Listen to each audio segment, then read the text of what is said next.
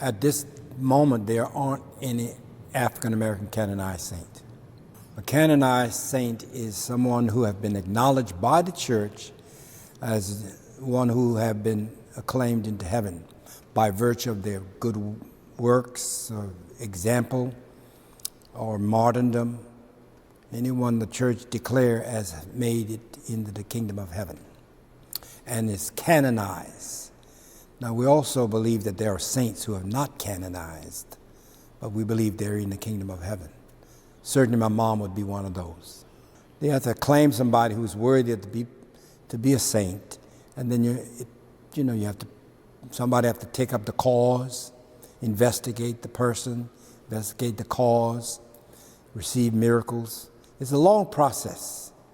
No African American or descendants of the slave who found in America have been canonized as saints.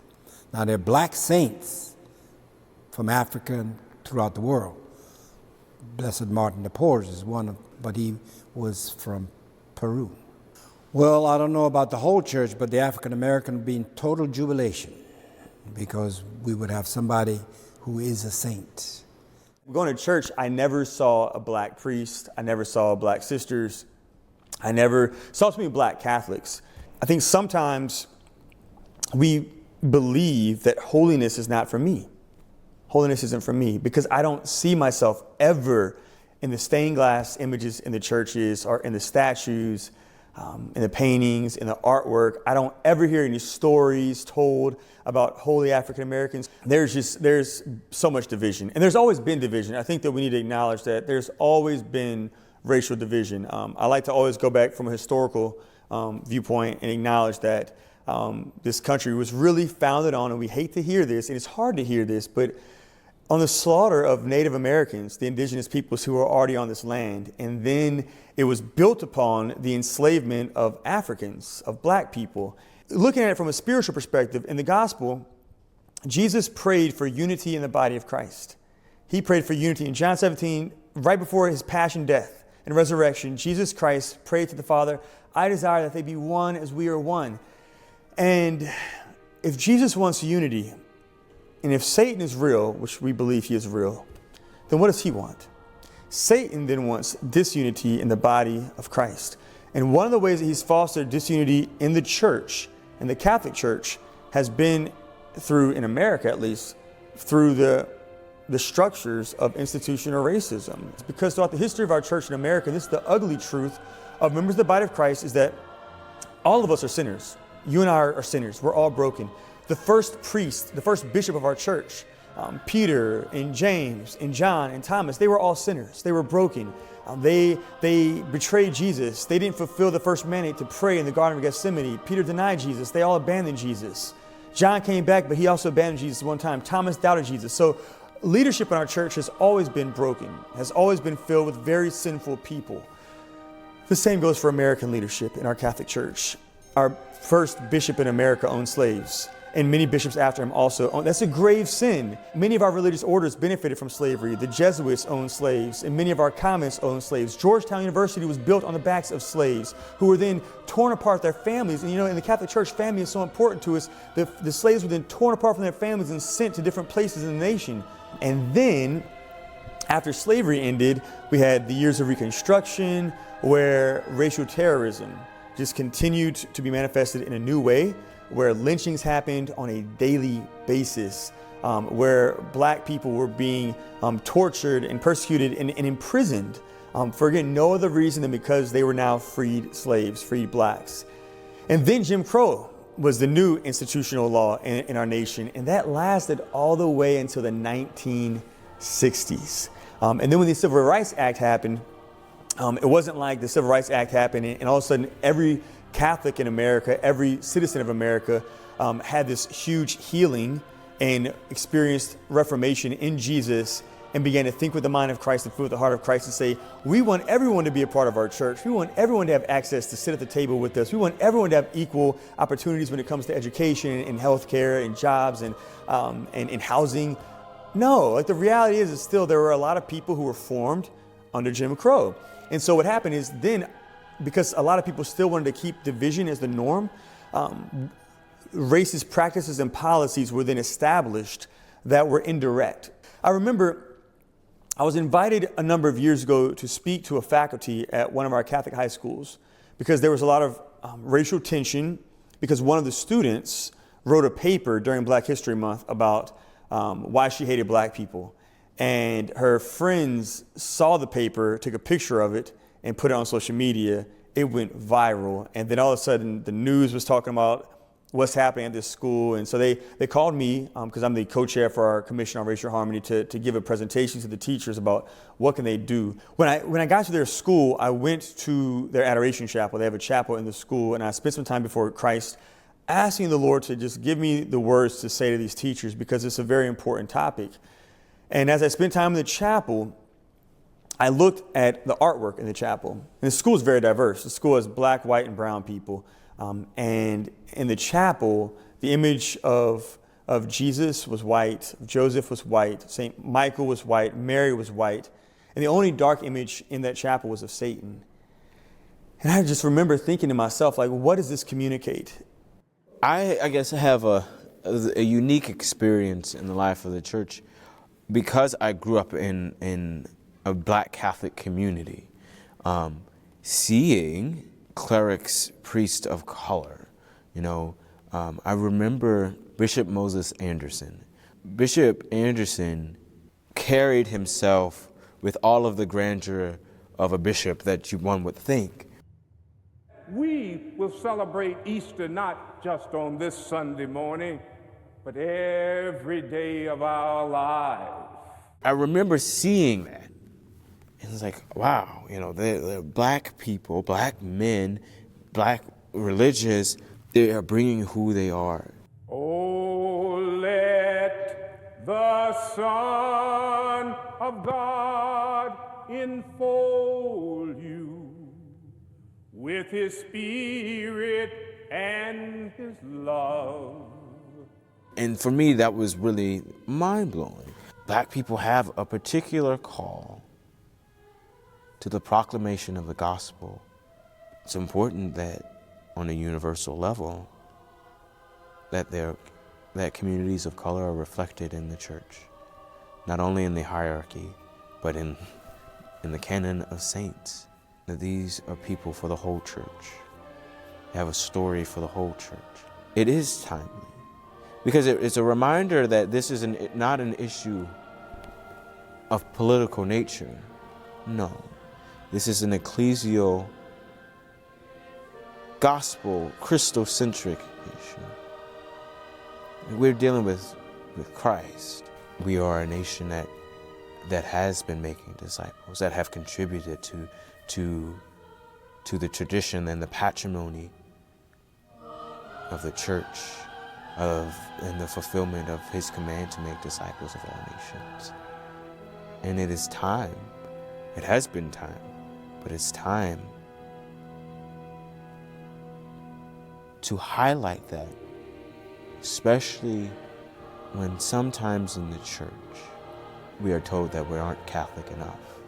For a person to be recognized by the Catholic Church as a canonized saint, they first and foremost had to be a person who lived a virtuous or heroic life, or died a martyr. If you die a martyr, you're great. That's like the easy way to become. I mean, some will say that's easy, some will say it's pretty hard. I've always said, if someone kills me, I pray that I die quickly, because I don't know if I'd have the graces to be able to die like Stephen, who said, "Father, forgive them, for they don't know what they do." And I'd probably be like, oh, it hurts. So unless you're dismissed on the cross, and have the deathbed conversion, or your martyr, most canonized saints are people who lived lives of heroic virtue. And so years after they die, we begin to examine, did they live a life of heroic virtue? Were they patient? Were they kind? Were they gentle? And so if a person's virtue is seen and known by a number of people and testified by the church, then the bishop will propose to the faithful and to the church that they be named a servant of God.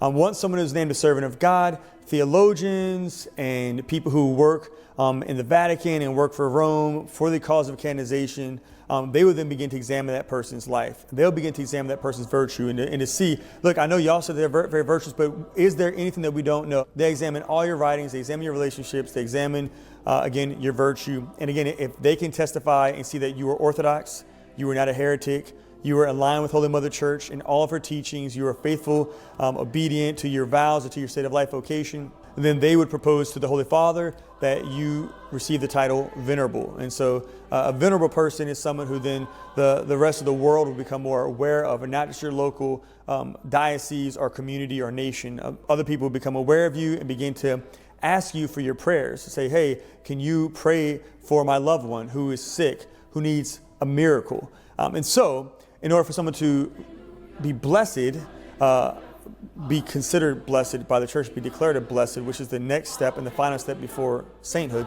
they go before the throne of God and ask Jesus to work a miracle for us. And a miracle is recognized by the church. And it has to be something that was like impossible. Like you had cancer one day and out of nowhere your cancer is healed. Like it's gone and it's not come back, right? So once that happens, then you'll be declared a blessed once the church recognizes your first miracle. And once you ask Jesus to perform a second miracle, and that saint goes, or that blessed goes before God, second miracle happens, then they will be declared by the church as a saint, and we will canonize them. So we don't make saints, we just recognize saints. They're already saints. We just recognize them with titles. And so after the second miracle is performed, then they will receive that title. But there have been cases throughout the church's history where that process has been waived. And so some of these 6 African Americans in the path of sainthood might bypass some of those steps and still be canonized down the line. Which I'm all about, because, whatever,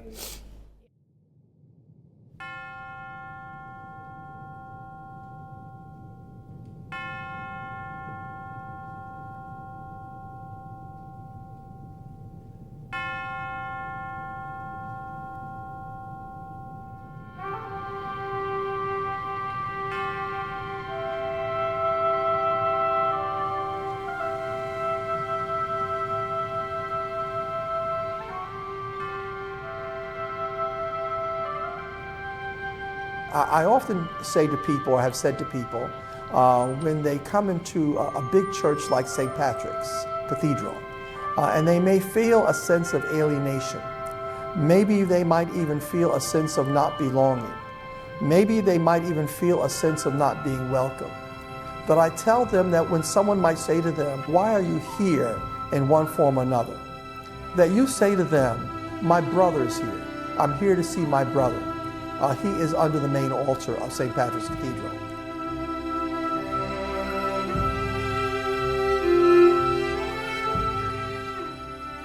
And in him, I see, a connection to church. Because as a black man, there often have been times when I and maybe others like me have felt a bit of alienation from the church. And I think Pierre offers us a connection.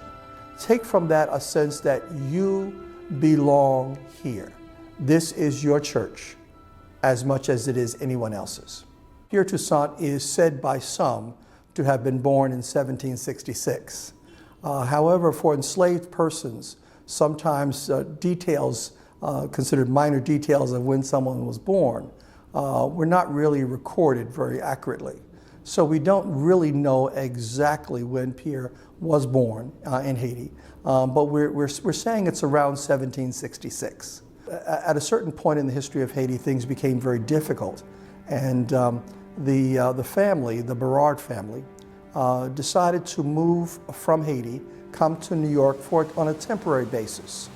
And so Pierre Toussaint, as well as Madame and Monsieur Berard, came to New York. Upon arriving, Mr. Berard had him acquire a trade, and he had him operate as an apprentice for a hairdresser. Became very, very good at it. After a short while, Mr. Berard went back to Haiti to attend to some business, expecting to send for his family or to return and then bring his family back.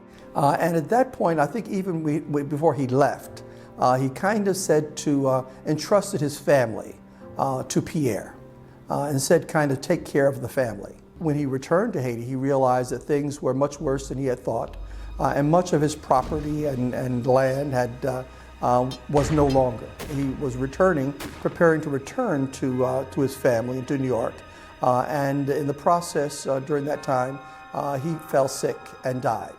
When the news of his death had gotten to his wife, she was very much distraught by the news. And Pierre took his obligation and his commitment to the family quite seriously. And I think all of that says a lot about who this person is that we are now calling Venerable Pierre Toussaint. He was a person who took commitments very seriously. And so he was very sensitive to the needs of Madame Berard, who was just experiencing the loss of her husband, but also the reality that they were pretty much destitute at that point, that much of their property and belongings were gone in Haiti, and what they thought they had here in New York was no longer. But what they had, what Pierre had, which she did not have, was a skill, and probably a deep faith too. Life in New York, as well as in this country, was difficult if you were an enslaved person, if you were black, but it was also difficult if you were Catholic. And so for him, being a black Catholic, life was certainly not that easy.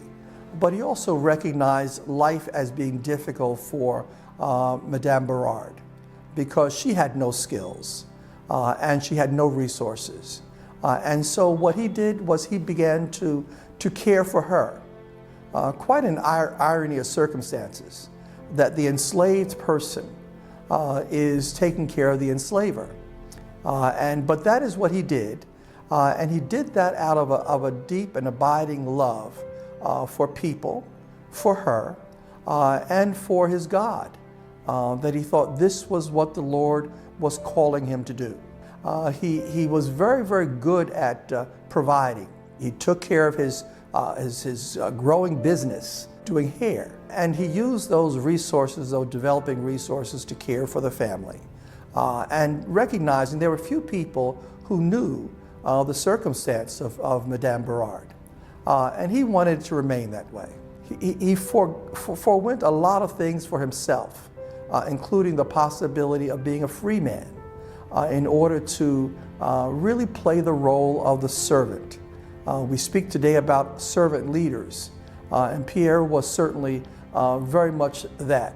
And it was not just a case of caring for Madame Berard, but it was also a case of caring for anyone who was in need. There were priests who came to New York who had no place to live, and he welcomed them. He began going to Mass at the Catholic Church in that area, which was St. Peter's Church, probably the first Catholic church in New York.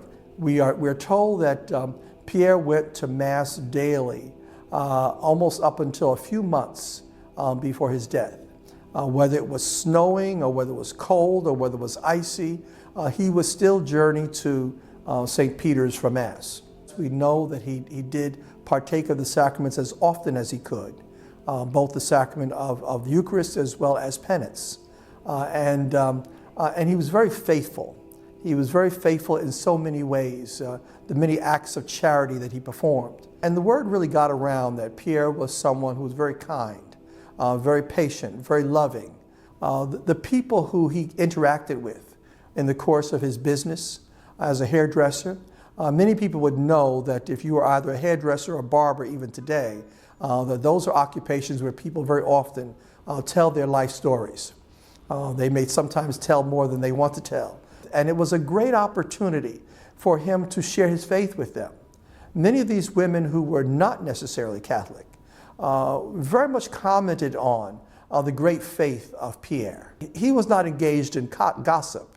He was in fact engaged in story about how good the Lord was to him, despite his state of being an enslaved person. Pierre also became a married man. And he also became a father by taking on the niece of his sister who had passed on. So he and his wife adopted their niece, and she became as their daughter. So obviously from that example, again, we see a tremendous respect for life and for family. And even after his death in 1853, the stories that were written about him spoke always about his deep faith and his kindness, that he was very kind and very patient. Well, we are now in the crypt of St. Patrick's Cathedral. As you could notice, this is the burial spot for all of the past archbishops of New York, cardinals, archbishops. Amidst all of the priests who are buried here, there is one layperson, and that layperson is Pierre Toussaint. It's a very beautiful tribute that of all of these leaders of the church, that the one layperson was an enslaved person from Haiti. And it was in 1997, I believe, that Pierre Toussaint was declared venerable by then Pope John Paul II. And here we are so far removed in time from the death of this great man. I think the question might be, well, how does his story live today? What is the legacy of a man like Pierre Toussaint? And we have a number of programs and opportunities that exist both here in the Archdiocese of New York, as well as in the Church Universal. One of those great programs here in the Archdiocese of New York is the Pierre Toussaint Scholars Program for college student leaders. For these young people, we try to emphasize three characteristics: excellence in what you do, an involvement, a real life-giving involvement in the church, and service to others. And we think those are qualities that are reflective of the life of Venerable Pierre Toussaint. And at the present time, we have over 85 Pierre Toussaint scholars of diverse cultural and ethnic backgrounds who are attending over 45 different colleges and universities. And then as we look to Pierre's homeland of Haiti, a very beautiful place in many ways, but a place of great need. We visited Haiti on a number of occasions, and we had an opportunity to speak to the men and women of small rural community. But we asked them what they needed or how we might support them in their daily lives. And what they wanted most was education for their young people. They wanted a secondary school. And so that gave birth to a secondary school in the community of Sacier in the Diocese of Jeremy, which is called Collège Pierre Toussaint. It began with about 55 seventh graders. And over the years, it has now grown to over 250 secondary school students some who have gone on to the university.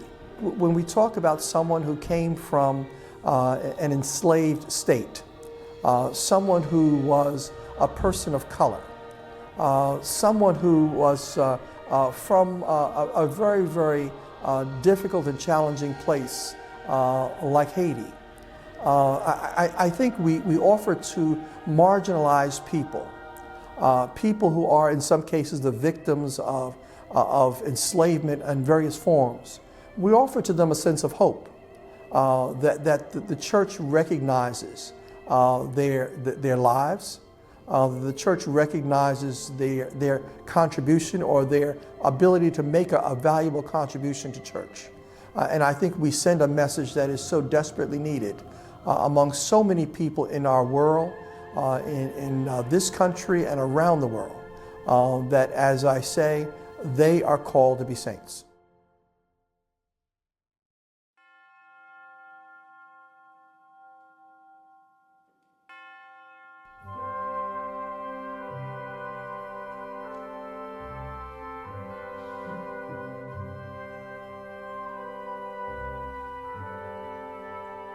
I came to work with the Oblate Sisters about 22 years ago when I was a graduate student, and I've been there ever since. They just changed, they probably changed my whole life. I mean, you know, I'm a little country girl, and I certainly would never have thought that I would have been involved in the process of canonization for anybody, especially being a convert. And to be the external coordinator for her canonization is quite an honor, and I'm very humbled by it. I always say she had 4 strikes against her. She was a woman in a patriarchal society. She was an immigrant in a nativist society. She was a Catholic in a Protestant society. And she was a woman of color in a white society. We believe Mary Lange was born in Santiago de Cuba, probably around the early 1790s. We know that she was of African descent on both her mother and father's side. We believe that the reason that she left, we can't document this, but in 1808, the Spanish said that if you're not a Spanish citizen, you have to take an oath of allegiance to the Spanish king and queen, and we don't feel that she probably wanted to do that. And I think she just thought she'd have a better chance in America than she had staying in the islands in the Caribbean. Her native language was French. She also knew Spanish, and by the time she was in the United States for at least 30 years, she was fluent enough in English to be the novice mistress for the Oblates. So she was trilingual. Well, we know that by 1812 she was in Baltimore. Oral history from the sisters that knew her said that she was in Charleston first. We don't know how long. And then she went up the coast and was at Norfolk. And then I think she found her way to Baltimore, which was a bastion of Catholic religion at the time. Perhaps she felt more comfortable there. When Mother Lange came to Baltimore, there were no public schools for black children. There were no public schools for white children. She and her roommate, Mary Frances Ballas, operated a free school in their home in Fells Point. Oh yeah, I think Father Joubert and Mother Lange had a very close friendship. Father Joubert was born in France. He went to Haiti as a tax collector for France. And then when the revolution started, he had to get out of Haiti. He first went to Cuba, and then he came to Baltimore. And then he decided he wanted to enter the seminary. And he became ordained about 1810. His mission when he met Mother Lange was he was in charge of teaching the children of color their catechism. And he found that a lot of them couldn't read well enough to learn their catechism. So he decided perhaps he should start a school for them. And he asked around if there was any women of color, pious women of color, he said, who would be good teachers for his school. And Mother Lange, of course she wasn't Mother Lange then, her name was Elizabeth Lange at that time, and Maria Ballas were recommended because they already had a school. So he asked for a meeting with them. They said yes, they'd be very willing to do that. And then he started thinking that maybe it'd be a better idea if they started a women religious order. There were no religious orders that would accept black women at that time. And he asked them if they would be willing to do that. And Mother Lange said to him that they had been waiting for 10 years to consecrate their life to God, and now was the time to do that. They decided to start the school and start the novitiate at the same time. That was in 1828, and that's how it all started. And a year later, on July 2nd, 1829, they took their vows in their chapel on George Street in Baltimore, Maryland.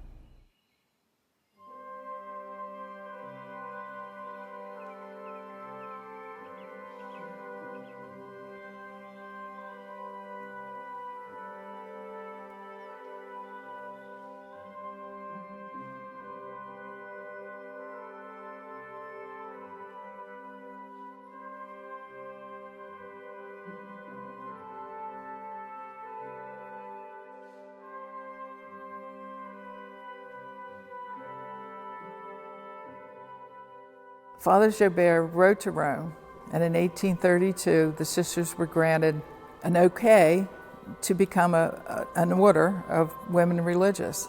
It was an affirmation that they were allowed to form and allowed to act as a woman religious, just as any other order.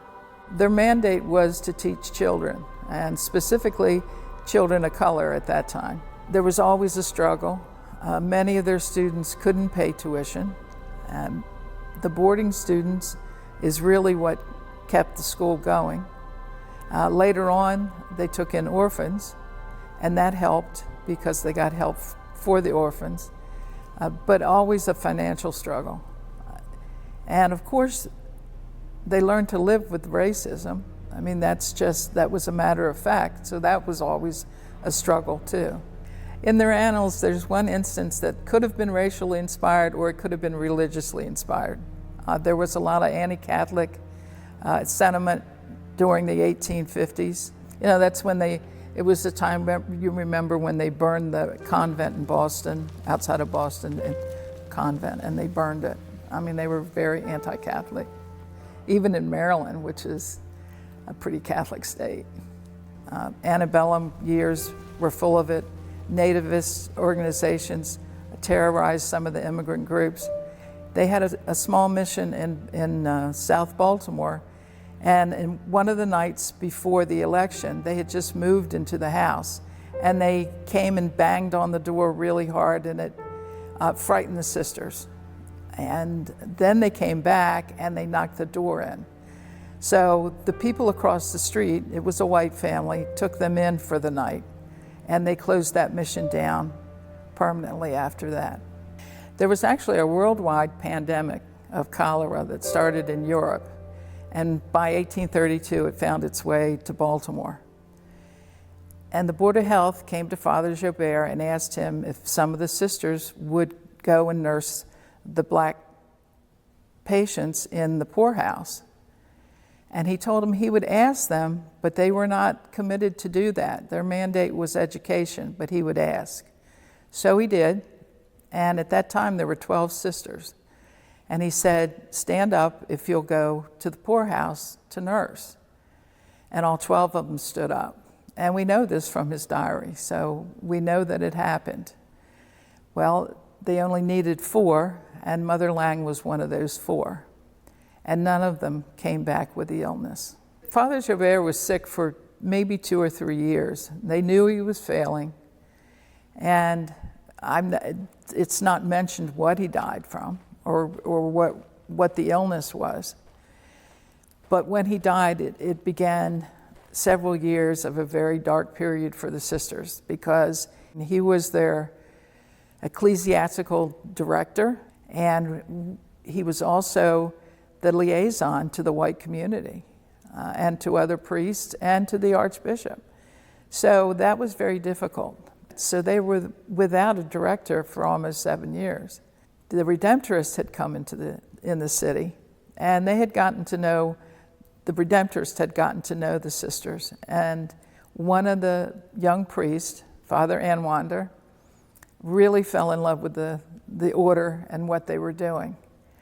And by 1847, he asked Archbishop Eccleston if he could be their ecclesiastical director. And Archbishop Eccleston said, for what good?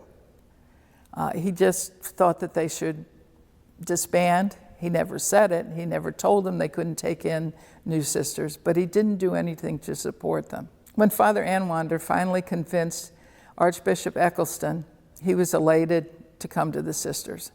That was like their second founder, and they just blossomed again with him. And they really grew after he came on board. Mother Lange was always very involved in the order. Even as she got older, they still went to her for advice. She was on the council for many, many years. When they became incorporated in 1867, she signed the document with the superior and the other officers in the order.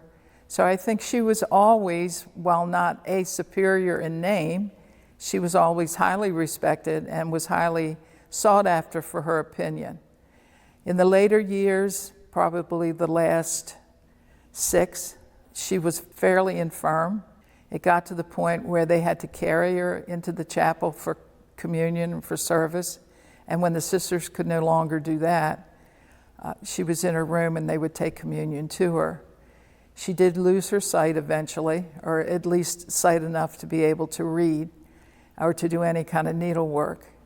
But she was never sickly. I think it was just a matter of wearing out. I mean, she'd worked a hard life all her life, and she was just getting very old.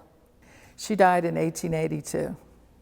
Lange's legacy is every child that went to school and were taught by the Oblate Sisters of Providence.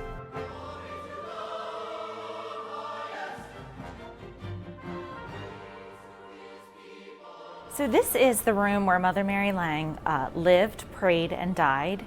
The floorboards are original. All of the artifacts in this room are either an original or they would have been used at the time by the sisters. This building was built in 1871, and it served as the mother house for the sisters for close to 100 years. And it was, as well as being a convent, it was the school, day school, boarding school, and housed widows and orphans as well. So this is the lobby of our historical building, and it is exactly the same as it was in the 1870s, 1871, when the building was first in use. There's been very little change. The pictures on the wall are the Superior Generals. We have the original picture of Mother Mary Lange, and then this is Father Jobert, who co-founded the school and the order. We are a predominantly African American school, but we serve students of diverse backgrounds from all walks of life. Today at St. Francis, we have about 200 students, both ladies and gentlemen in grades 9 through 12, and over 98% of our scholars graduate from St. Francis to go on to college. And that wonderful statistic is the legacy of Mother Mary Lange and her sisters that lives on today through our students. I can tell you I've talked to many grown-ups that said that they went to an oblate school, maybe only for a year or two, but what a profound impact that had on the rest of their life. Whether she is ever acknowledged as a saint by Rome or not, her legacy and her life was well worth living, and it has had a profound effect on the Black community. Well, I think we recognize how brave she was and how courageous she was, and how she believed in Providence so strongly, and the obstacles that she overcame to carry out her desire to serve God. It certainly was not an easy thing to be a woman of color in the city of Baltimore in 1828. And she knew there would be some people that wouldn't want to see a Black woman in a habit. I mean, they just would find that intolerable. At that time, some people thought that Black people didn't even have souls. So it took a lot of courage, and she never wavered. She never, when they were told to sit at the back of the church, when they were told to sit up in the balcony, when they were told to wait until everybody else had communion and then the people of color can have communion, that never fazed her. That in itself is remarkable. I mean, you would think that you might turn your back on the Catholic Church if that's the way Catholic Church is going to treat you as a person. But she didn't. She even worked as a domestic to keep things going for the order. Those are the kind of things that only a woman of great faith would do.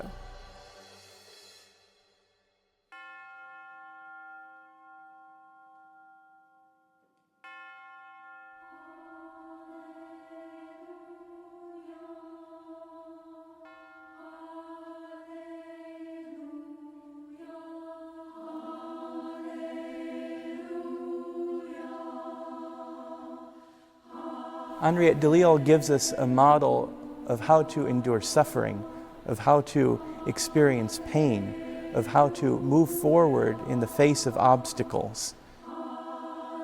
Well, we know that Henriette's great-great-grandmother was a slave. She was brought from Africa to Louisiana in the 1700s. And she was able to purchase her own freedom through the process of what we call manumission. And so it was after that she was also able to secure the same for her children and grandchildren. The best estimate is that she was born in 1812, presumably in the French Quarter of New Orleans. The matriarchal culture in which Henriette grew up was Catholic going back many generations, quite possibly back to Africa. Henriette's mother, grandmother, great-grandmother, great-great-grandmother were all Catholic. And so Henriette was raised in the Catholic faith. We believe that she was affiliated with St. Claude's School as a student and possibly as a teacher. Women of black culture were often trapped, and they were not able to advance in society, be they slave, of course, or free. And so Henriette came up through that system. The women of her family participated in what is called a plaçage system. What it is that the woman is placed in a situation of concubinage, but the woman is used for sexual gratification, and the woman provides children for this white European man. For those who participated in the plaçage system, there was a great amount of comfort that came along. They received a place to live, they received money, they would participate in the social events, the balls. They were often businesswomen as well. Henriette's mother was active in real estate transactions, for example. In the plaçage system, there were many benefits to those who participated that kept them in the upper crust of society. The difficulty, of course, is that human dignity is thrown out when you live this way and when people are used this way. Henriette's mother, grandmother, great-grandmother, great-great-grandmother were all part of this way of living. And we presume that Henriette, based on some records, was also a participant in this way of living early on in her life, because that was what was expected of her by her mother. These arrangements were often made by the mother of the girl, and so it presumably had taken place in that way for Henriette. There are 2 funeral records which show that Henriette had 2 children, it seems, and those 2 children died very young. Henriette presumably was very miserable in that situation, in that life. It was a very sad life. When Henriette Delille was suffering the loss of her 2 children, right on the heels of that came a very significant event in that her mother was declared mentally insane by a court, and then eventually Henriette's mother died. From what we know about Henriette's life, having lost her 2 sons, having lived through the health crisis of her mother, having lived through the plaçage system, we know that Henriette clung to the Lord. And there was a moment of conversion for Henriette that came when she received the sacrament of confirmation here at the cathedral in 1834. And Henriette was renewed and invigorated and energized in this relationship that she had with the Lord. We don't know for sure when Henriette Delille felt the call to religious life at first.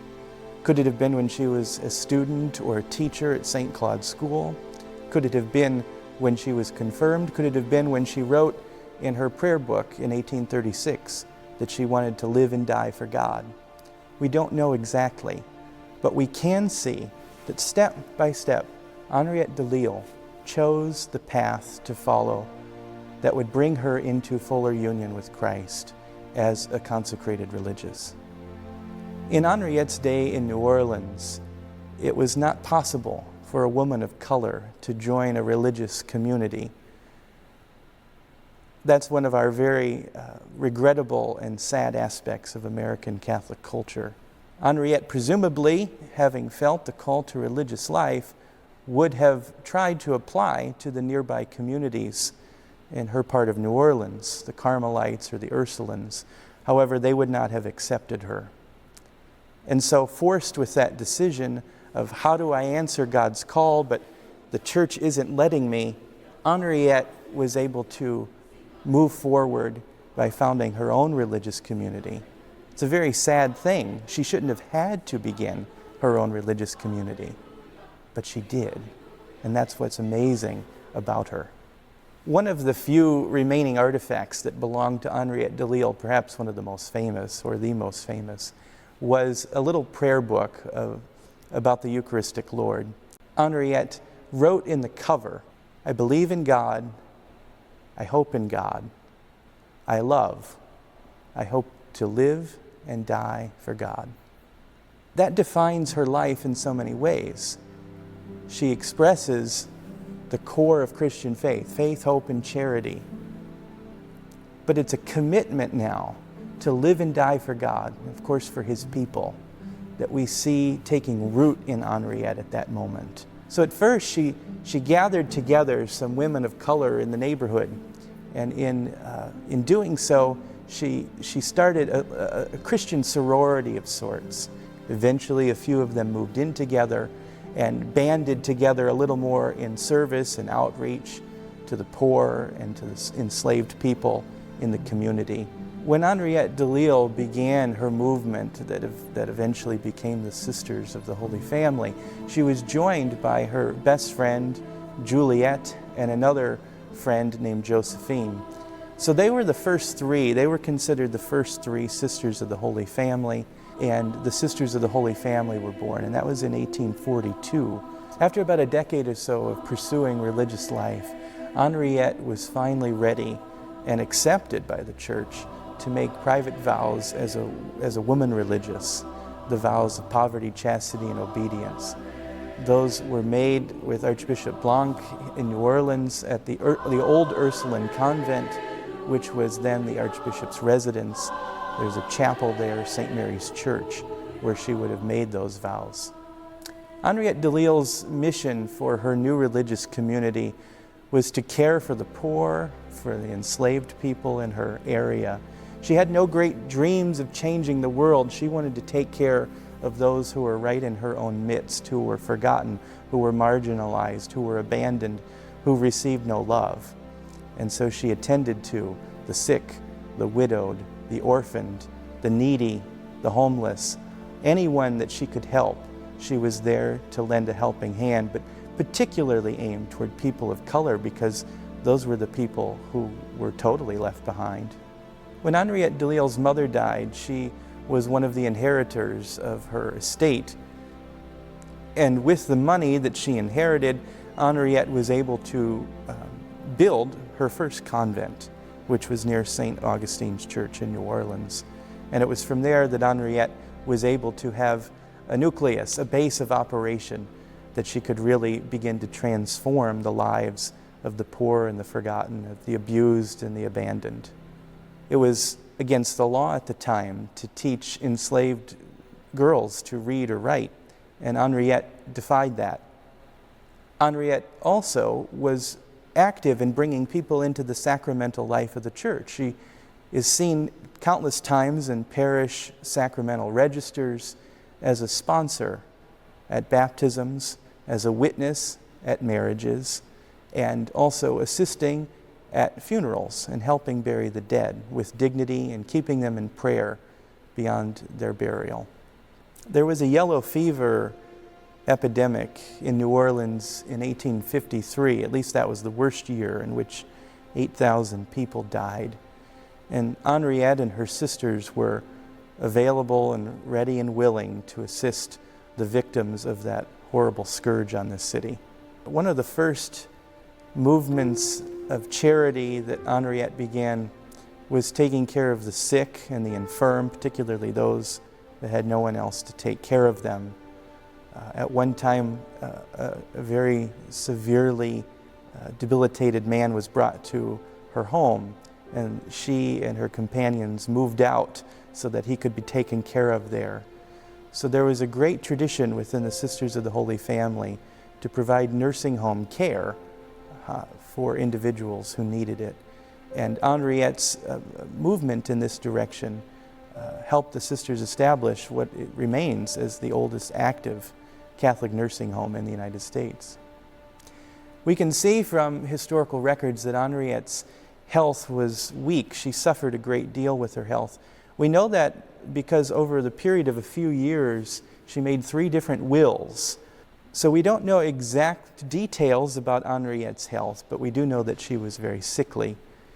Eventually, it was tuberculosis that she suffered from and what took her life.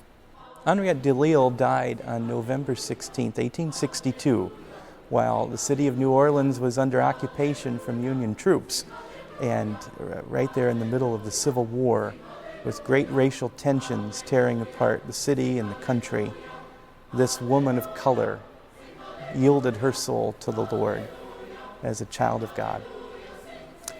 An obituary for Henriette Delille mentioned that she was the servant of slaves. It did not mention, however, that she herself was a person of color. It mentioned nothing about the struggles that she faced in society or in the church. But it did say that she was an unsung hero. In New Orleans, there was a quadroom ballroom, and that quadroom ballroom was a place where young girls who were 1/4 African American would come and hopefully meet a white man that their mother could arrange for them to be placed in the placage system. In a twist of divine poetry, the Sisters of the Holy Family were able to acquire that same building and turn it into their mother house after Henriette's death. It was a controversial decision. Not all the sisters were happy about it. But it seems fitting and it seems just that that place where human dignity was so very jeopardized and cut short, that Henriette's own movement would be able to sanctify it and make it a place where the gospel could flower forth. Henriette Delille's cause for canonization opened in 1988, and at that point the cause began investigating her life, trying to dig up whatever historical records they could, and eventually around 2005 everything was shipped off to Rome to the Congregation for the Causes of the Saints, and eventually a positio was put in order, and Pope Benedict XVI approved that in 2010, and Henriette was declared venerable at that time. Henriette's life was an embodiment of the gospel.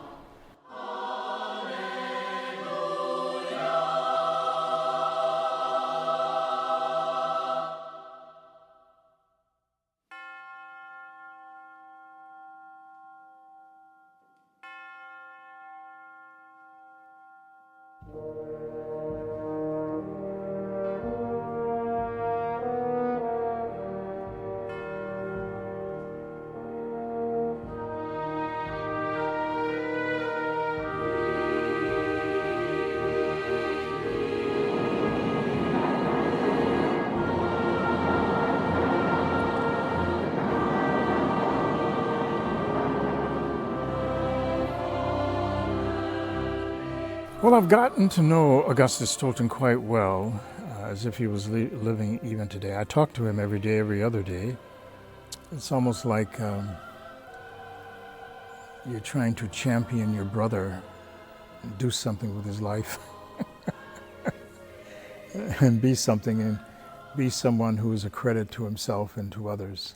Augustus Tolton was born April 1st, 1854. Well, before he was even born, he was a slave because his parents were slaves on this farm in northeast Missouri. He was owned by a Catholic family by the name of Elliott. His baptismal entry at that time does not mention his name at all. All it says is a slave child owned by Stephen Elliott. Things get a little bit more dramatic when Stephen Elliott dies and he doesn't have a will.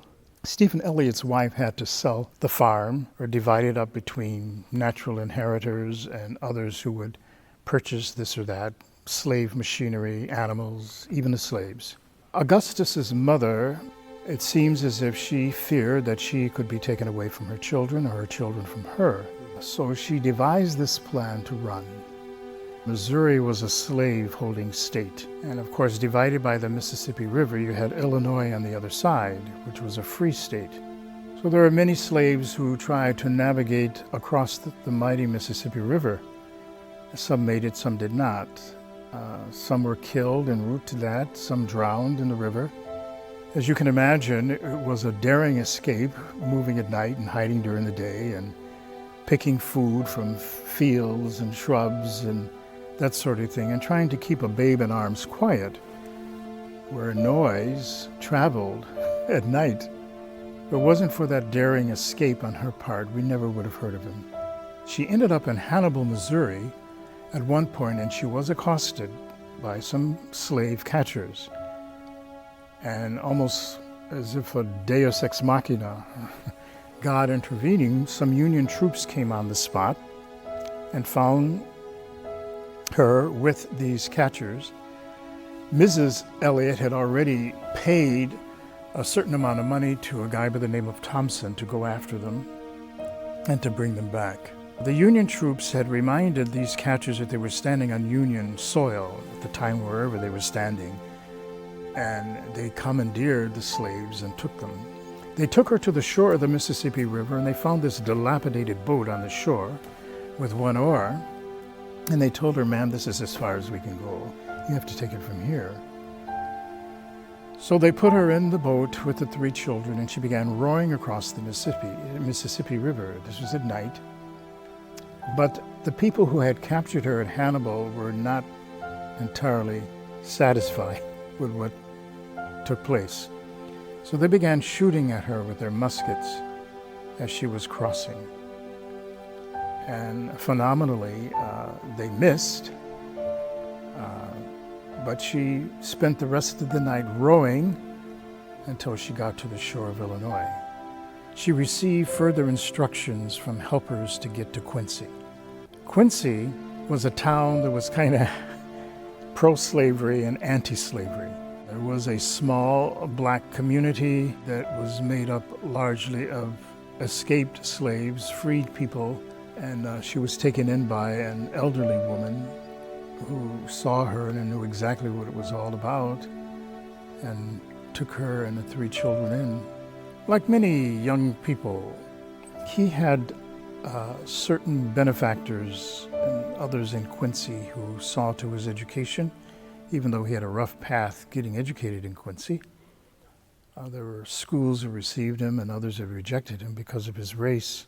But he was very impressed by the Notre Dame sisters who were teaching at St. Boniface Parish in Quincy at the time, and some diocesan priests. These people were visionaries, quite dedicated priests and religious, who saw things in a future that I suppose other people could not see. They noticed his religious tone about him, and working amongst blacks in the town, they surmised that if there was going to be a future for these people in the church as well as outside of the church, these people really needed clergy of their own. And they thought that Tolton might contribute to that. What we did find is a kind of a wonderment on his part as to why his priest and sister tutors thought he would make it as a priest. I think he knew what priesthood was about by observing those around him, but he had never seen one like himself. And no seminary in those days in this country would take a black student. That was just the fact. To do so compromised their position with benefactors and their reputation with the larger society. Well, being unable to find a seminary in this country that would take him, the Franciscan friars maneuvered some connections they had with their major superiors in Rome, who were connected with the propaganda fide, the propagation of the faith. And they operated a seminary, which they still do to this day, called the Urbanum Seminary, the urban seminary, the seminary in the city, so to speak. It was unusual for Americans to study in that seminary because America had its own. So after a couple of years of writing them to ask for permission for Tolton to be accepted there, they said yes. He said bye to his mother and his sister. he never expected to see them again. He didn't know what was going to happen to him once he got over there. Local benefactors in Quincy gave him some money and saw to his passage on certain trains to get to New Jersey. And from New Jersey to hop a ship to get to Le Havre, France. Then a couple more trains from Le Havre down to the city of Rome. And Tolton would stay there for 6 years, the standard 6 years of training, until he was ordained. It was an entirely new experience, hearing another language and another environment. It was all so strange to him. But as his studies unraveled over there was the scuttlebutt that he probably would have to be sent to Africa to minister as a priest, because he wouldn't be successful with the apartheid in this country. Augustus had been studying the continent of Africa. With some of the other African students at the propaganda, he was picking up certain dialects and languages and so forth, and learning all about the continent of his ancestors. And that's where he thought they would be sending him. So that was the thought, at least until the evening before he was ordained a priest. And then suddenly, surprisingly, the scenario changed. Giovanni Cardinal Simeone, the cardinal prefect, took him aside, shocked him actually, by saying, you know, America considers itself the most enlightened nation on the face of the earth. Let's see if they deserve that honor. If they have never seen a black priest, they have to see one now, because we're going to send you back home. On the one hand, he had all these sympathetic tutors, educators, priests, sisters who were promoting him, who were in his camp. They were his cheerleaders. But the wider society had nothing to say about him, was not interested in him at all. And when he came back to this country, he came back simultaneously as, at least in Quincy, people who knew him but now saw him as someone entirely different. Many of the people in Quincy at the time were very attracted to his sermons and his pastoral style. And then the scenario changes again. Once the parting was over with, then the true nature of things comes forward, surfaces to slap him in the face.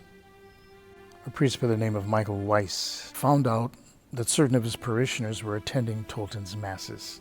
In no uncertain terms, he would inform these white parishioners and other whites in town to stay away from that using the N-word church and that N-word priest. And he would take his complaints any number of times to the bishop. So that caused a great deal of sorrow for Tolton. So he was called in several times by the bishop to mind his own affairs, which meant you stay with the blacks and stay away from the whites. But Tolton did not overtly invite these people came. They came naturally. And the relationship between a priest and the bishop is a sensitive one. And when the bishop finally told him to get out of town, that does a number on a guy.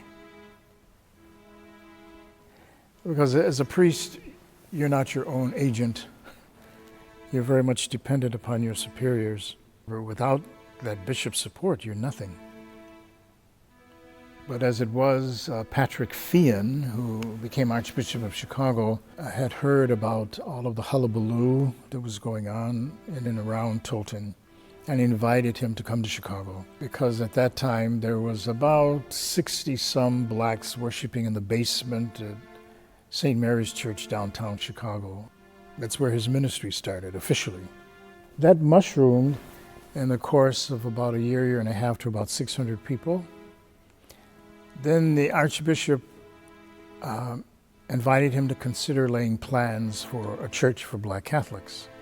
So they started building a stone church at 36 and Dearborn Street for black Catholics. But Tolton would not live to see that completed.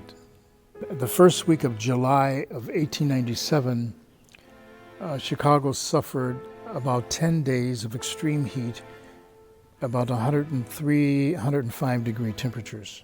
Tolton was not feeling well after or during a retreat that he took for priests at Bourbonnais, Illinois. When he arrived at the 35th Street station at about 35th and Lake Park Avenue, he got off the train. Now, trains in those days were segregated, and if you had a series of passenger trains, usually you had one car for blacks, and if there weren't enough seats, you had to stand. There was no air conditioning or fans in those days because there was no electricity. So when he got off the train, he was already overcome by this whole thing of heat, and traveling on this train from Bourbonnais, Illinois into Chicago, which was 60, 70 some odd miles. And when he got off, he had to walk to his rectory from 35th Street over to 36 in Dearborn, and it was about a good 10 blocks. But before he could get much far at all, he had collapsed at 36th and Ellis Street. And people saw him when he stumbled and he fell over, so they called out to the local constables in the area, and they picked him up and took him to Mercy Hospital, nearby Mercy Hospital, and they begged the nuns to take in this black man, because normally hospitals did not treat blacks at all. So they took him in roughly about noon on July 9th, right after his collapse. And by 8:30 in the evening, the doctors had pronounced him having succumbed to what they determined was heat stroke with the side effects of uremia. There's nothing more they could do for him. I believe most people who are attached to his story or inspired by it see him as not only the first link in a long chain of the African American Catholic experience, but a model of Christian life, a model of a Christian who lived some of the darker experiences of life and comes out at the end with his faith and his hope and his love intact. He could have become embittered, he could have left the church, he could have done all kinds of things, but he hung in there. He kept his composure. He had a pastoral heart that I think was noticeable by people, black or white. But what is hard for him being a priest in that time in the history of this country, in the history of our church, because our country and our church were very ambivalent about the presence or the participation, the existence of black people. We never processed that well. We still struggle with it. In June of 2019, the Pope declared him venerable. If he is beatified, I think it would take the existential experience of black Catholics and place it alongside other ethnicities who have had saints. I think he would be an inspiration for young people, especially young African American Catholics. And he gave his life day in and day out to minister to the people of God, even though they're people, his own brother priests, they're saying, no, you're not good enough. There has to be a deep understanding of who God is in your life to be able to put up with that and to serve. Like, so in love with Jesus. Like, that's a laser focus. And for me, like, man, if I could have just a quarter of that, you know.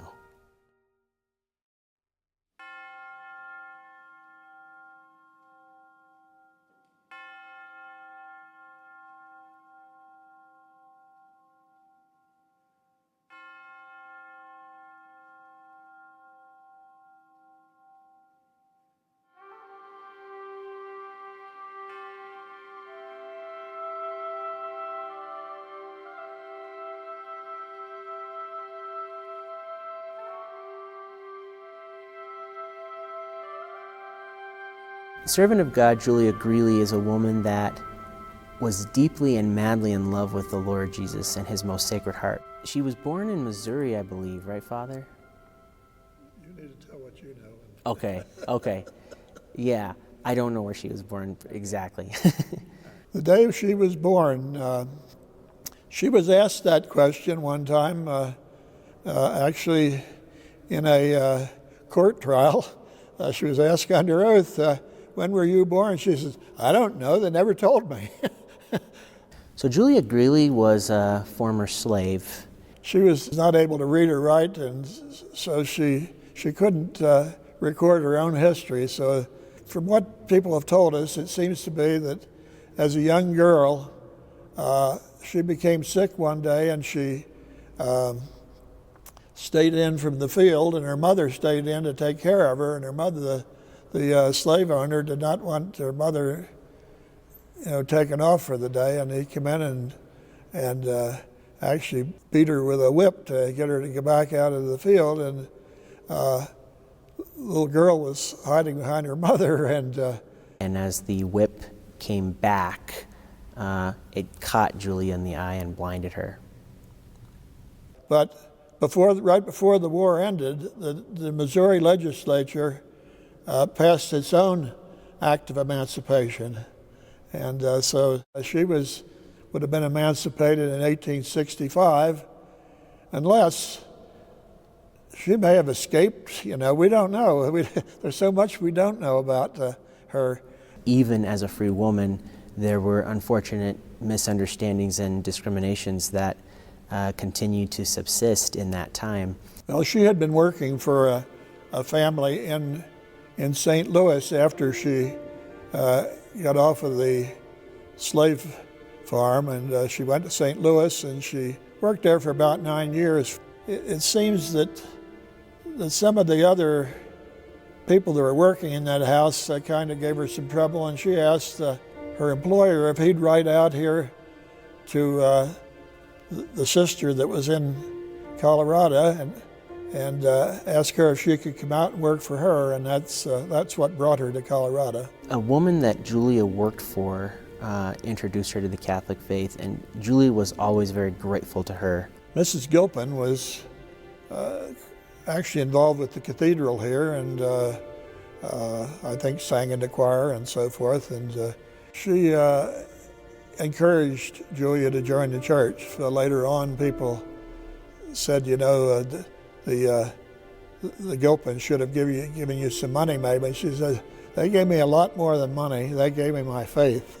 She never forgot that woman was the one that kind of introduced her and brought her into the church and helped her to make her sacraments. She was baptized actually conditionally because she didn't know whether she maybe had been baptized before. She didn't know so little about her own life, And that was a deliberate thing on the slave trade. They didn't want the slaves to know anything about themselves or even about the rest of the world. And yet she was able to live so freely because of her amazing Catholic faith and the heroic way she lived it. She truly understood that she was a free daughter of the Lord Jesus and didn't feel constrained by some of the unfortunate things that she endured. She immediately understood the deep value of devotion to the Sacred Heart of Jesus. If nothing else comes from this, and this is a little off script, I hope that what I say about the Sacred Heart will make it, because Julia would be upset if it didn't. Because she's still very much doing her apostolate as an apostle of the Sacred Heart as we speak from heaven. She's very much promoting it. But what she would do at Sacred Heart Parish is she was a regular daily Mass attendee and a daily communicant. She'd pray the rosary, she'd spend long time in adoration praying and in front of the crucifix. The Jesuits who ran that parish at the time said that she was one of the most excited and enthusiastic promoters of the devotion they had ever seen. So here we are at Sacred Heart, the home parish of Servant of God Julia Greeley, and we have just this beautiful, wonderful church. And this church was originally founded and staffed by the Jesuits, members of the Society of Jesus, and something that at that time they were known for is their deep love to teach and to guide the faithful by visual means and with art. Oftentimes people will ask, well, why do Catholics have all this stuff in the church? And it was for people quite literally like Julia Greeley, who were not able to read the Bible or study deeply theological or philosophical mysteries, but rather would come in and just be able to learn through the visual aids and the visual representations of God and His goodness. A original part of this church from the time of Julia Greeley is the crucifix. That was here during the time of servant of God Julia Greeley's life. Julia always wanted to be close to the Lord, and particularly by being close to this crucifix. There were complaints received at times because Julia would sit close to the front, and people would complain, oh, this woman is unsightly and kind of unpleasant to have right up in the front. Can you tell her to sit in the back? And thanks be to God, the pastor said, no, she can sit wherever she wants. And I think the reason Julia loved sitting by this crucifix so much is because it's not an average crucifix. Very real, it's very lifelike, it's almost life-sized. And understanding the pain, the suffering, the agony that our Lord Jesus endured and went through, it was something that I think made sense and resonated deeply with Julia Greeley. She got involved in every aspect of the church. She was a daily communicant. That was the time of the communion fast, when you had to fast until communion from midnight, but she fasted all morning and even after Mass. And somebody asked her, why don't you come have some breakfast with us? She said, I had my breakfast. The Eucharist is my breakfast. Julia Greeley was always involved in whatever was going on in the parish, and if they were selling raffle tickets to raise money for an orphanage or for whatever it was, she was always involved in it. She'd go out to her firemen and ask them to contribute. One time, the girls of the parish decided to have a beauty contest to raise funds. She good-naturedly got involved in it, and because she went out and raised, I think for a vote it was 10 cents, and she raised well over $300 from the firemen and won the contest. Julia had a beautiful love and appreciation for firefighters. With Julia's love for the firefighters, she would make sure that she cared for them, particularly spiritually. She would bring Sacred Heart pamphlets and literature to the firefighters, and she would make sure that they were taken care of. She would spend time coming and visiting the firehouse and praying with and for them. I felt that there was a connection that they needed more than anybody in the line of danger, going into burning buildings and saving lives physically. Needed spiritual care and protection for their souls. And so she would oftentimes not only bring Sacred Heart pamphlets and pray with firefighters who were Catholic or Christians, but even non-Catholic and non-Christians alike. She didn't care. She just was madly in love with this wonderful Sacred Heart of Jesus. Julia was somebody who loved to make prayer and intercession for others, and did this for all the time. Many people would come to her and ask, oh, will you say a prayer for me? And Julia would say, I'll put it in my canoe. And she had this canoe of prayer intentions. Now, of course, there wasn't a physical canoe anywhere, but this was the way she described her, if you will, boat full of prayers that she would take to the Lord. And so to this day in the Guild, we have a canoe that we kind of maintain those petitions and pray for those petitions. She couldn't read or write, but she did teach herself to play the organ, maybe the piano also, I don't know. But one day she visited one of the families in town. While she was there, somebody asked her, she said, you've learned how to play the organ, could you play something for us? And she sang, and sing something for us. She sang an entire Gregorian Mass. So Julia Greeley was very well known for pulling around a little red wagon. And she found and had this red wagon that she would use to pull all different types of items to care for the poor. We call her Denver's Angel of Charity, because she was like an angel, just kind of going around being charitable, giving so many things. And something that really struck me and deeply touched my own heart was the fact that because of the time Julia lived in, a lot of people didn't like receiving help or charity from an African-American black woman. And so she would at times do these acts in the secret of the night so that so as to spare them the embarrassment or to cause them not to resist the charity and receive it. She would even say things like, "Don't tell him old Julia left this for him," And so she was kind of we call it in secret service of the Sacred Heart, serving Jesus in his Sacred Heart, but with physical, practical acts of charity and bringing food, clothing. At one point, she was carrying a mattress or pulling this mattress perhaps in her red wagon for somebody, and she just had a spirit of, if somebody needs something, I got to find a way to get it for them. And so she would beg, but only for others. She never really begged for herself. She made her living by doing all sorts of domestic services. One day she was going along the street, and a lady was sitting on her front porch, and she saw Julia, and she said, "Would you mind coming in and mopping my floors for me?" Well, she said, yeah, and she came in and she started mopping the floors there, and she noticed as she looked around the house, there's pictures, all kind of pictures of saints and crucifixes and things, and she said, "You must be Catholic." And he said, "Yes." And she said, "Well, I'm a Catholic," and they talked about that. Anyhow, she went back to work, and then she came back and she says, "Well, if you're Catholics, why aren't there any little kids running around in this house?" And the lady said, "Well, I had a son about 11, 12 years ago, and he had a condition that he couldn't digest food, and he starved to death. And I was told I couldn't have any more children." And Julia Greeley said, "Well, I'm going to pray, and there'll be a little white angel running around here next year," which happened. And then she came out and worked for that family for a couple years. And the picture, the only picture we have of her, was given to us by the little girl as an adult.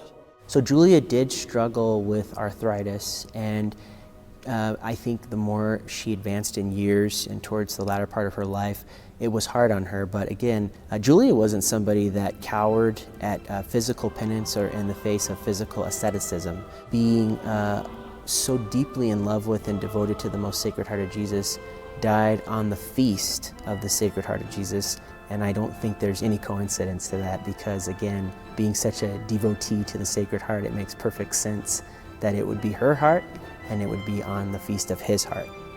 The parish priests realized that there were an awful lot of people that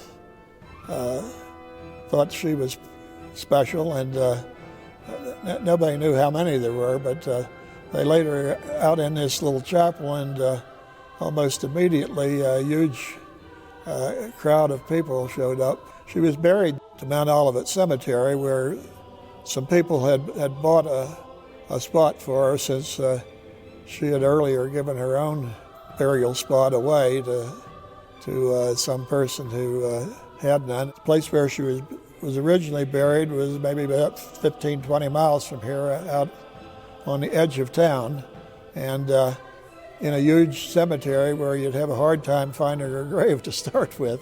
We brought her body here and put a new stone on there, putting all the information was on the original stone, and also her photograph, and saying that she laid here for 99 years, but she's now awaiting the resurrection in the cathedral. Well, I'm seated right now in front of her tomb. And I had the privilege of being there when they actually exhumed her body. She's the only person buried in this cathedral. No bishop or priest.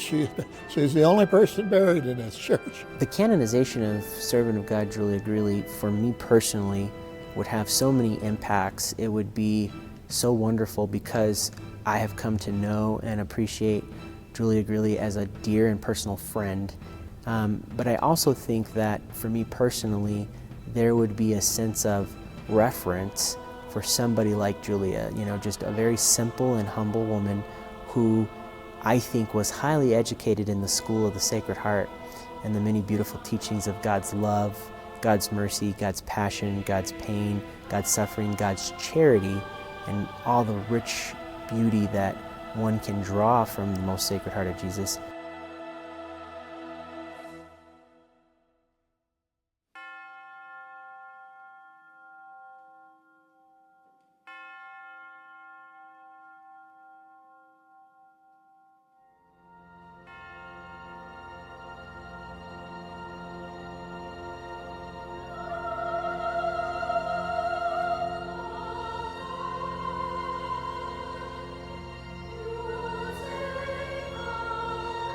I was in Sister Thea's class for the very first time, just a few months after my mother passed away. My feelings, my emotions were very raw when I came into Sister Thea Bowman's class.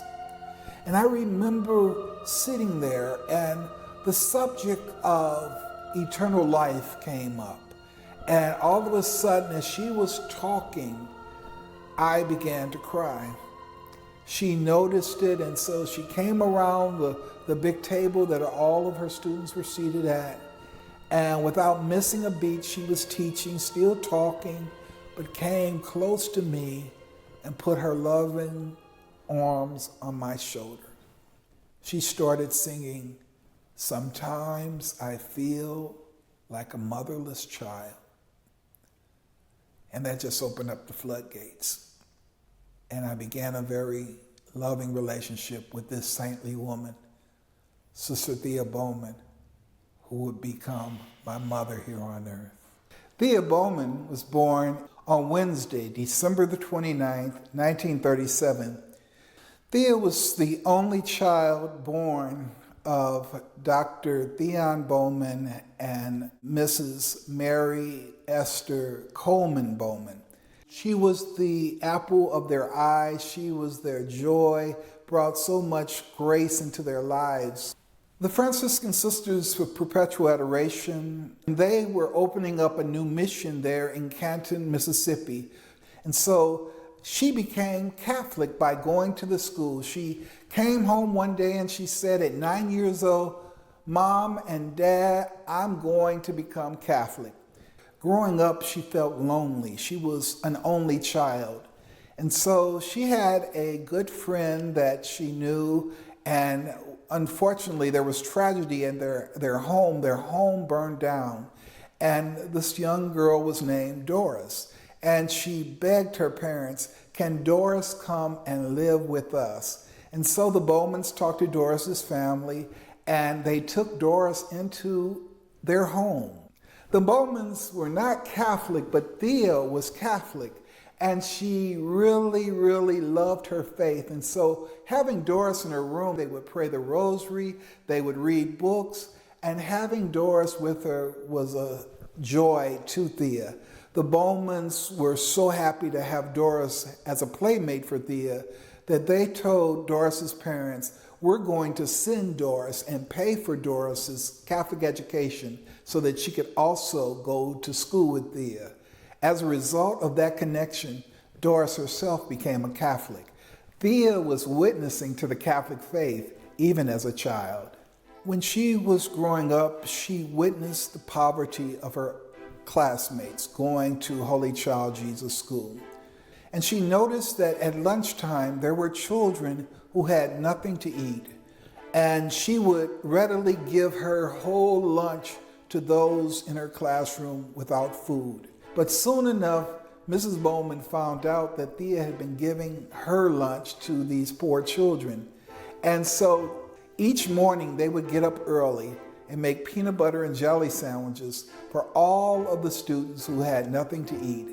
When Thea was about 15 years old, she was ready to go to high school. And of course, Dr. and Mrs. Bowman wanted her to go to school locally. But she was so touched by the sisters that she felt a calling herself to become a Franciscan Sister of Perpetual Adoration. But her parents were somewhat reluctant. They said, "You can go, but go to high school locally, and then maybe you can become a nun." She was so determined she wanted to become a nun that she went on a hunger strike. And she told her parents, I will not eat until you allow me to go to the convent. And that went on for almost a month, and then her mother relented, convinced her father, we cannot get in the way of God's calling. Yet her father had one word of wisdom that he gave her. He says, now Bertha, when you go up to that convent, everybody's not gonna like you. And she says, Daddy, I'm going to make them like me. That's the beginning of a vocation of a saint. I'm going to allow Christ to radiate from my life so that people will not necessarily like her, but they will be attracted to the Christ that lives in her. When Thea entered the convent, she was the only African American. And so words that were racist were said to her, words that were belittling, words that were demeaning, and yet she did not let it douse her spirit. She knew that God had called her there. So she intended daily to try to share her joy, her culture, her blessings from God with whom all she met. When she received her name on her profession day, she was titled or named Sister Mary Thea. Thea went through the Viterbo College, where she received a Bachelor of Arts in English, and then she went on to Catholic University of America, where she received also a master's in English and also her doctorate.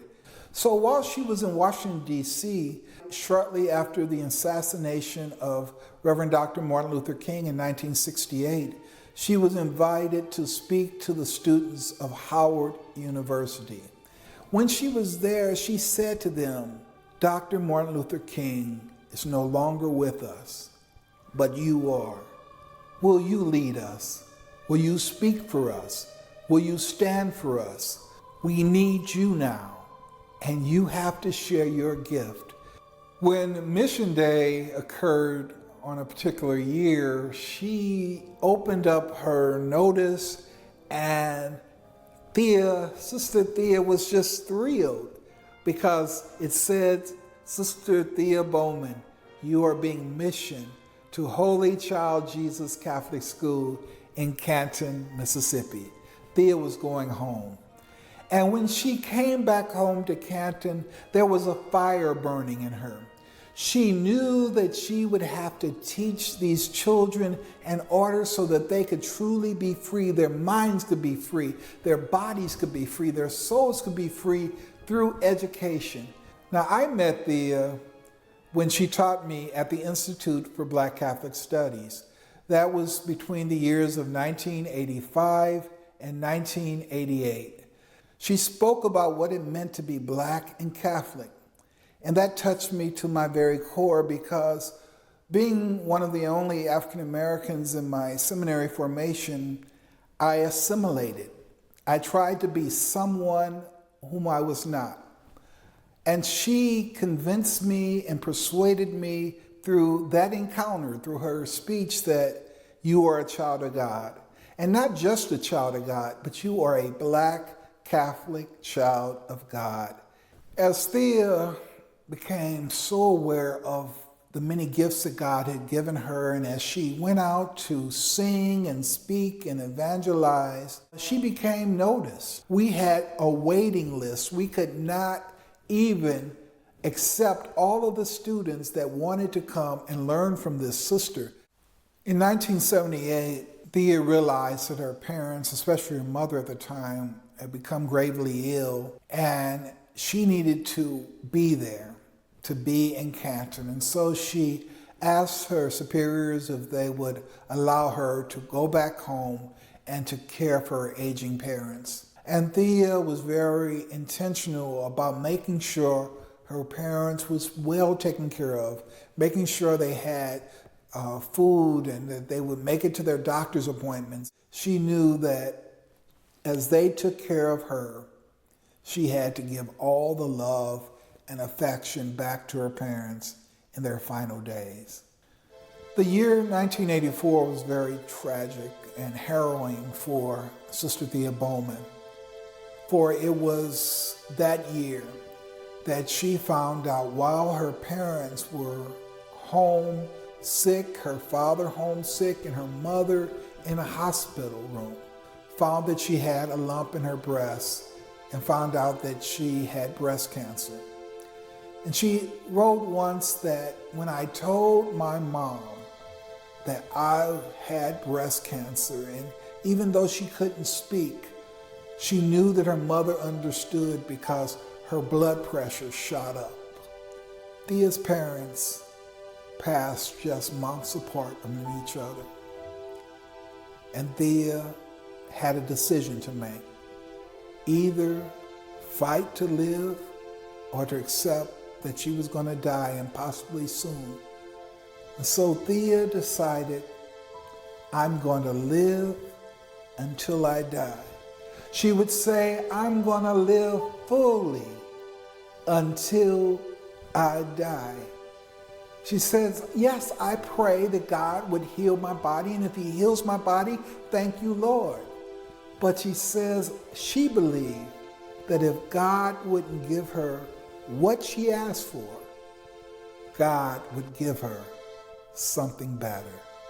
In the midst of Thea's going around teaching and preaching and evangelizing, continuing to touch lives, this one incident, Thea was at home in Canton, and Inside Edition had heard about her, and so they came to record her with the school teachers and students singing. She brought them all into the church, and they were singing, and she joined them in song and had a solo. And as she knew her body was getting weak, she knew she always could muster the strength to sing and to hit those high soprano notes. And on that day, that taping, she went to hit a high note and couldn't touch it. It was that evening with her friend, Sister Dort, who took care of her so lovingly. She said, Dort, I didn't hit that high note. And she says, I know, Thea. And they both just cried. It was always a dream of Sister Thea to make it home to the motherland.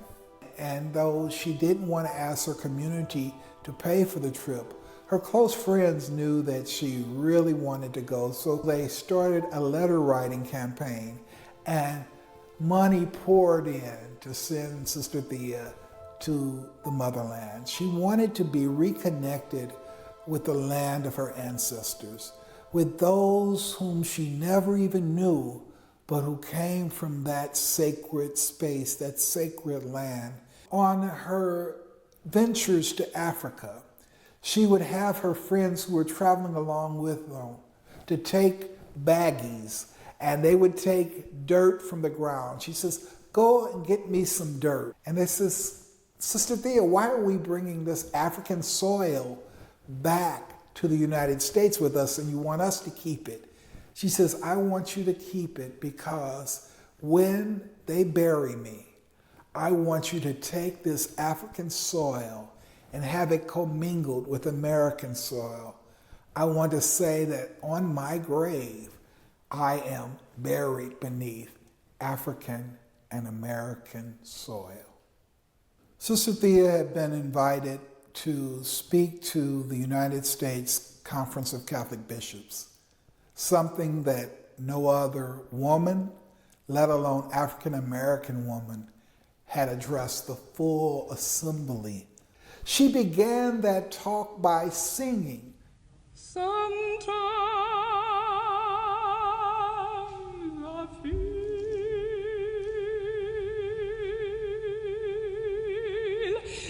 like a motherless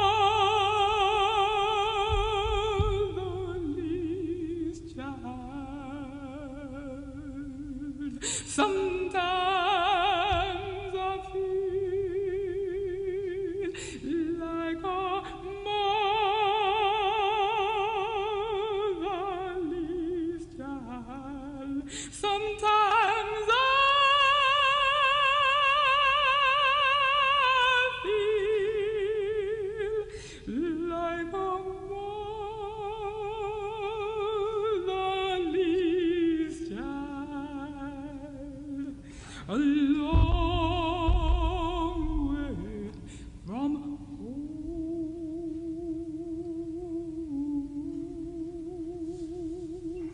She wanted the bishops to know that we are your children, that so many times we feel like second-class citizens in the church we love. It was a plea to the American bishops: bring us close, include us, make room for our gifts. We love the church. We are a part of the church. I come to my church fully functioning. I bring myself, my black self, all that I am, all that I have, all that I hope to become. I bring my whole history, my traditions, my experience, my culture, my African American song and dance and gesture and movement and teaching and preaching and healing and responsibility as gift to the church. She says, look at your offices, your chanceries. Who's missing? As a Catholic Christian, I have a responsibility to preach and to teach, to worship and to praise. Black folk can't just come into church and depend on the priest and say, let Father do it, and if Father don't do right, then they walk out and they complain. You know, that liturgy didn't do anything for me. The question that we raise is, what did you do for the liturgy? And the church is calling us to be participatory and to be involved. The church is calling us to feed and to clothe and to shelter and to teach. And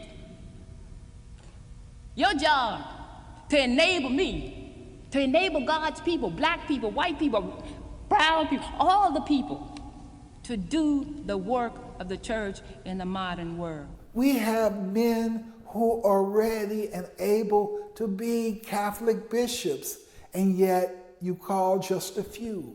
We love our bishops, y'all. We love y'all too. But see, these bishops are our own, ordained for the church universal, ordained for the service of God's people. But they ours. We raised them. They came from our community.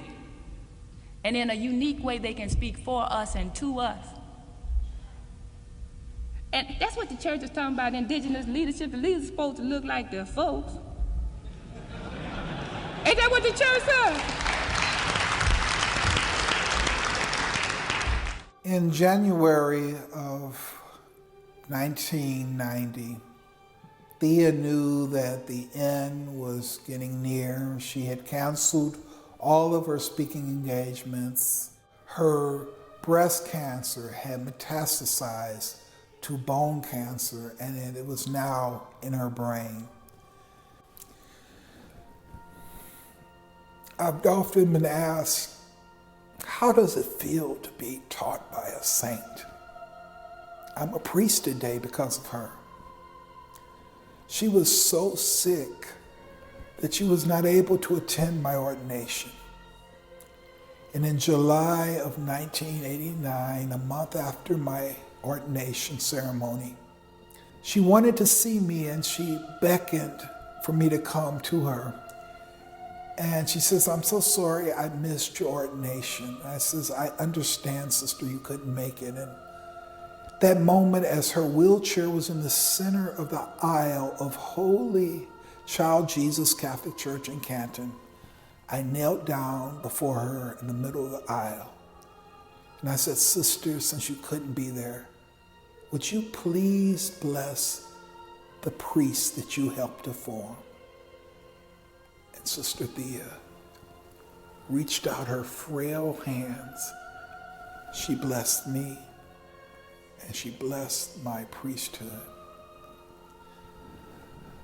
I often think about her,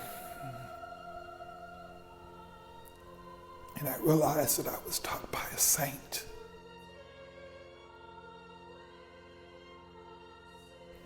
She was approachable. She was humble. She was loving. She could be feisty at times. She had humor and a great sense of humor. Saints are not statues in churches. They are holy, living, moving people who are human just like you and I. Something that I remember well that she used to say. She said that a saint is just a sinner who fell down but got up again. The unity of the church, first and foremost, is centered around the Eucharist and at the Eucharistic table. Jesus becomes real. Jesus is confected. You touch him, you see him. From the Eucharist flows a unity in this diversity, that there are cultures and people who are different. If the Lord wanted us to be the same, to be monolithic, then he would have created us to be so. But he didn't.